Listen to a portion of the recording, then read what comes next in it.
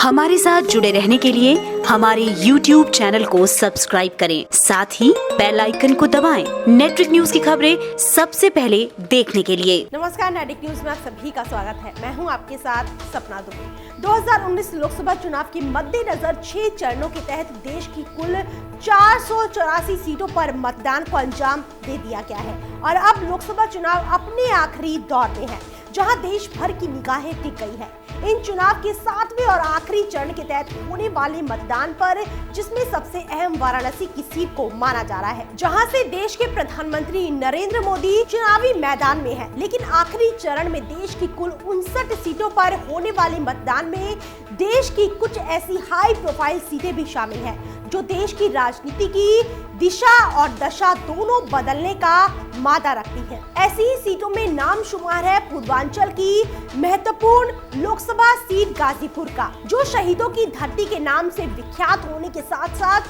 छोटी काशी के रूप में भी जानी जाती है। इस सीट के लिए होने वाला महासंग्राम इसलिए भी चर्चा में है क्योंकि यहाँ हो रहे पिछले 3 दशकों के चुनाव में कोई भी सांसद लगातार दूसरी बार जीत नहीं पाया है। साथ ही साल 2014 में देश भर में मोदी लहर के बावजूद यहाँ से मौजूदा भाजपा सांसद मनोज सिन्हा केवल 32,452 मतों के अंतर से जीते थे। इसके अलावा इस सीट के मुकाबले को रोमांचक और दिलचस्प बना रहे हैं यहाँ से खड़े हो रहे प्रत्याशी, जहां एक तरफ बीजेपी ने इस क्षेत्र में केंद्रीय मंत्री मनोज सिन्हा द्वारा कराए गए विकास कार्यों पर भरोसा जताते हुए उन्हें एक बार फिर इस सीट पर कमल खिलाने की जिम्मेदारी सौंपी है। वहीं सपा बसपा के महागठबंधन के चलते उन्होंने इस सीट पर बड़ा दांव खेलते हुए जातीय समीकरण का फायदा उठाने के लिए अफजाल अंसारी को मौका दिया है, जो पूर्वांचल के बाहुबली मुख्तार अंसारी के भाई होने के साथ इस सीट के साल 2004 से 2009 तक सांसद भी रह चुके हैं। वहीं दोनों का कड़ा इम्तिहान लेने के लिए कांग्रेस ने इस सीट पर अजीत कुशवाहा को अपना उम्मीदवार बनाकर उतारा है, जिनके चुनावी मैदान में आने से इस सीट के सामाजिक समीकरण ने एक नया मोड़ ले लिया है। दरअसल इस बार सपा बसपा के साथ आने से गाजीपुर सीट का जातीय समीकरण बहुत बड़ा उलटफेर कर सकता है। आपको बता दें कि इस क्षेत्र में यादव मतदाता सर्वाधिक संख्या में है, जिनके बाद दलित और मुस्लिम मतदाताओं का नंबर आता है, जिसके चलते यादव, दलित और मुस्लिम मतदाताओं की कुल संख्या इस संसदीय सीट की कुल मतदाता संख्या की तकरीबन आधी है। यही वजह है कि इस सीट का मौजूदा समीकरण सिन्हा के लिए बहुत बड़ी चुनौती साबित हो सकता है। ऐसा हम इसलिए भी कह रहे हैं क्योंकि इस सीट पर जाति फैक्टर हर लोकसभा चुनाव के नतीजों में बेहद अहम किरदार निभाता है, जिस सिलसिले को साल 2014 में मोदी लहर ने तोड़ा था, लेकिन सिन्हा महज 33,000 वोटों से जीते थे, वो भी तब जब सपा और बसपा यहाँ से अलग अलग चुनाव लड़ रही थी। लिहाजा सांसद मनोज सिन्हा के लिए ये राह लगभग आपके दरिया में चलने के बराबर हो गई है, क्योंकि विशेषज्ञों की माने तो इस यादव बहुल सीट पर इतिहास में भाजपा की जीत में स्वर्ण वोटरों के साथ साथ कुशवाहा वोटरों की भी बड़ी भूमिका रही है, जिनकी आबादी यहाँ 2.5 लाख से भी अधिक है। यानी इस बार कांग्रेस के टिकट पर अपनी किस्मत आजमा रहे अजीत कुशवाहा के उतरने से बीजेपी की राह कांटों भरी हो गई है। आपको पता हो कि इस सीट पर 1.5 लाख से अधिक बिंद, करीब 2.25 लाख राजपूत और लगभग 1 लाख वैश्य भी नेताओं की हार जीत में महत्वपूर्ण भूमिका अदा करते हैं।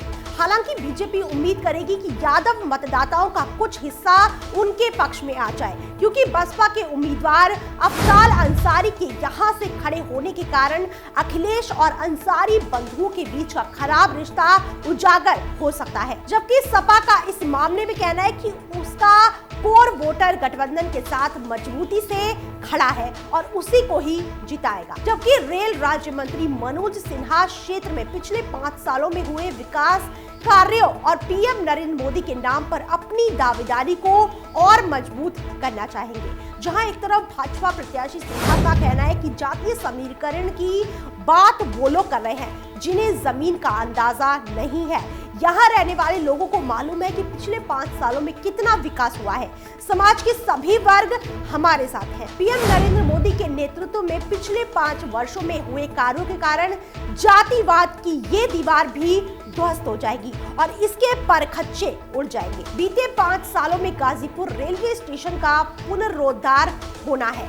रेलवे प्रशिक्षण संस्थान की स्थापना, गाजीपुर से विभिन्न महानगरों के लिए ट्रेन शुरू होना और सड़कों का निर्माण जैसे अहम कार्यों को अंजाम दिया गया है। वहीं दूसरी ओर गठबंधन उम्मीदवार अफजाल अंसारी का आरोप है कि सांसद मनोज सिन्हा ने भी मोदी की ही तरह काम कम और प्रचार ज्यादा किया है। उन्होंने भी कार्य कम किए हैं और गिनवाए ज्यादा है। अंसारी ने सांसद सिन्हा को घेरते हुए कहा कि विकास के नाम पर शराब की फैक्ट्री खोली गई है, जबकि नंदगंज चीनी मिल अब तक नहीं खुल पाई है। साथ ही अंसारी ने ये भी दावा किया है कि इस बार गरीब वर्ग देश के संविधान को बचाने के लिए लड़ रहा है। हालांकि स्थानीय लोगों का मानना है कि गाजीपुर में पहली बार काम दिख रहा है।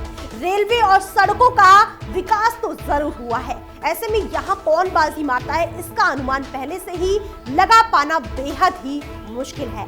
यहाँ मुकाबला कांटे का होने वाला है, जहाँ गाजीपुर की इसी पवित्र धरती के रहने वाले मनोज सिन्हा ने BHU यूनिवर्सिटी से सिविल इंजीनियरिंग में स्नातक करने के बाद उनका राजनीतिक करियर बनारस हिंदू विश्वविद्यालय के छात्र संघ अध्यक्ष पद से शुरू हुआ। साल 1989 से 1996 तक वो बीजेपी की नेशनल काउंसिल की सदस्य भी रहे, जिसके बाद साल 1996 में गाजीपुर से वो पहली बार चुनाव जीतने के बाद उन्होंने ये कमाल फिर से साल 1999 में किया, जिसके बाद साल 2014 में जीत दर्ज करके वो इस सीट से तीसरी बार सांसद बने। मनोज सिन्हा को भाजपा का साइलेंट परफॉर्मर कहा जाता है। 13वीं लोकसभा में एक सांसद के तौर पर उन्होंने बेहतरीन काम करके दिखाया है, जिसके कारण पार्टी में उनका कद बेहद ही ऊंचा माना जाता है और उन्हें काफी इज्जत मिलती है। दूसरी तरफ अफजाल अंसारी का घर परिवार भी इस जिले के रसूखदार परिवारों में गिना जाता है। उनके दादा मुख्तार अहमद अंसारी बड़े स्वतंत्रता संग्राम सेनानियों में गिने जाते रहे हैं और वो आजादी से पहले कांग्रेस और मुस्लिम लीग दोनों के ही अध्यक्ष भी रह चुके हैं। अफजाल अंसारी खुद 5 बार विधायक और 1 बार गाजीपुर सीट से ही सांसद रह चुके हैं। ऐसे में दोनों ही प्रत्याशी जनता में एक अलग पहचान रखते हैं और कांग्रेस के उम्मीदवार के उतरते ही ये मुकाबला त्रिकोणीय हो गया है, जिन्होंने इस सीट की चुनावी खिचड़ी में अपने मसाले डालने के बाद लजीज तड़का लगा दिया है। आपको बता दें कि इस संसदीय सीट में यूपी विधानसभा की कुल 5 सीटें आती हैं, जिनमें जखनिया, जंगीपुर, सैदपुर, जमानिया और गाजीपुर शामिल है। साथ ही जखनिया और सैदपुर की सीट अनुसूचित जाति के लिए आरक्षित है। 2014 के आंकड़ों के मुताबिक यहाँ पुरुष मतदाताओं की संख्या लगभग 10,09,105 है। वहीं महिला मतदाता की संख्या 8,42,685 है। इसके अलावा इस सीट के चुनावी इतिहास पर गौर करें तो कांग्रेस के हरि प्रसाद सिंह यहाँ से पहले सांसद के रूप में चुने गए थे, जिसके बाद साल 1967 और 1971 के चुनावों में कम्युनिस्ट पार्टी के सरजू पांडेय यहाँ से विजयी होकर लोकसभा पहुंचे थे। उसके बाद साल 1977 में भारतीय लोक दल ने तो साल 1980 और 1984 में यहाँ से कांग्रेस ने अपना परचम लहराया था। वहीं मौजूदा सांसद मनोज सिन्हा ने साल 1996 में भारतीय जनता पार्टी के टिकट पर पहली बार जीतकर कमल खिलाया था, जिसके बाद साल 1998 के चुनाव में समाजवादी पार्टी के ओम प्रकाश सिंह के जीतते ही यहाँ पर सपा की जीत का अकाल खत्म हुआ। हालांकि 1999 के चुनाव में एक बार फिर मनोज सिन्हा ने यहाँ से जीतकर अपनी पिछली हार का बदला ले लिया, लेकिन इस सीट पर उलटफेर के सिलसिले को बरकरार रखते हुए साल 2004 और 2009 में जनता ने समाजवादी पार्टी को यहाँ से सीट दिलवाई। यानी इस सीट पर कोई भी नेता अपनी कुर्सी की रक्षा कर पाने में असमर्थ रहता है और हर बार यहाँ बड़ा उलटफेर जरूर देखने को मिलता है।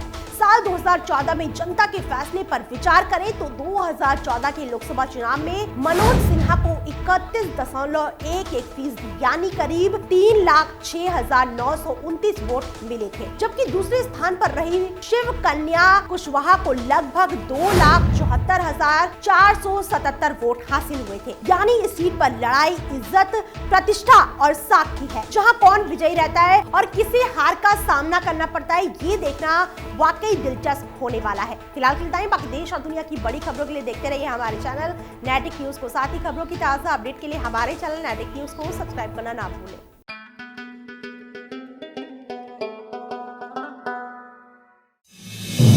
आप देख रहे हैं नेट्रिक न्यूज, साहस सच कहने का।